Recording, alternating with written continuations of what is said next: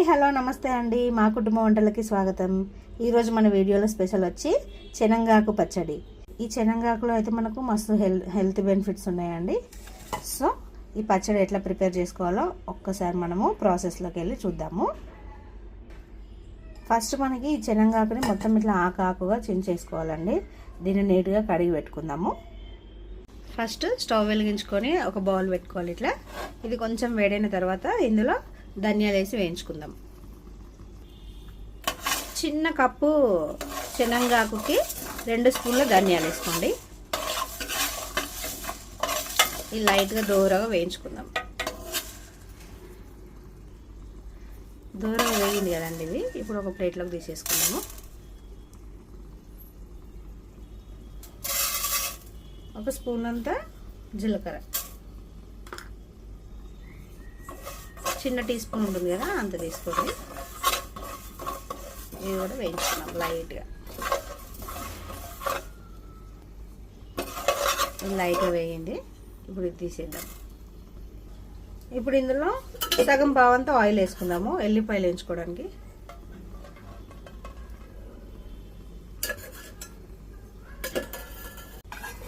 ఇందులో ఎల్లిపాయలు వేసేద్దాం. ఎల్లిపాయలు కొంచెం చితకొట్టి వేసుకోండి. లైట్గా వేగిన తర్వాత ఇందులో ఎండుమిర్చి వేసుకోండి.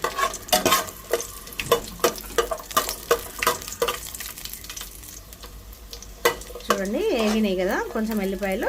ఇప్పుడు దీంట్లో ఎండుమిర్చి వేసేద్దాం. ఎండుమిర్చి ఒక 15-20 తీసుకోండి. మన స్పైసీనెస్ బట్టి ఎంత తింటామో కారము అది వేసుకుంటే సరిపోతుంది. పచ్చడి కదా కొంచెం ఎక్కువనే వేసుకోండి, స్పైసీ ఉంటే బాగుంటుంది. లైట్గా మాడకుండా కొంచెం సిమ్లో పెట్టి వేయించుకోవాలి.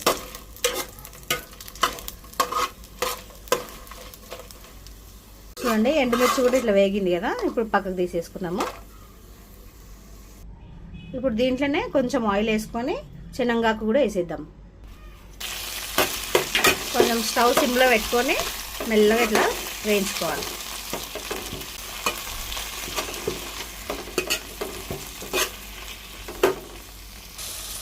మొత్తం ఇది పచ్చివాసన పోయేదాకా వేయించుకోవాలి. ఇట్లా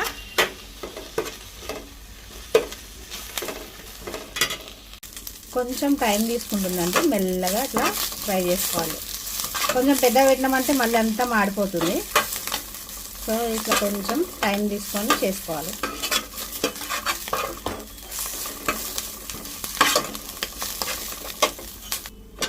ఓకే అండి, ఆకైతే మంచిగా ఫ్రై అయిపోయిందండి. చూడండి ఇట్లా రావాలి. ఇప్పుడు స్టవ్ ఆఫ్ చేసేసుకొని కొంచెం చల్లారినాక మిక్సీ వేసేసుకుందాం.